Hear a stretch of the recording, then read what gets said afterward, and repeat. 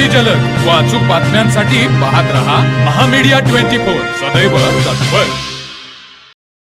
श्री 1008 भगवान पार्श्वनाथ दिगंबर जैन समाज रुई तालुका हातकणंगले येथील वीर सेवा दल व वीर महिला मंडळ शाखा रुई यांच्या संयुक्त विद्यमाने 8 मार्च जागतिक महिला दिनानिमित्त रुई गावातील महिलांसाठी विविध कार्यक्रमाचे आयोजन करण्यात आले।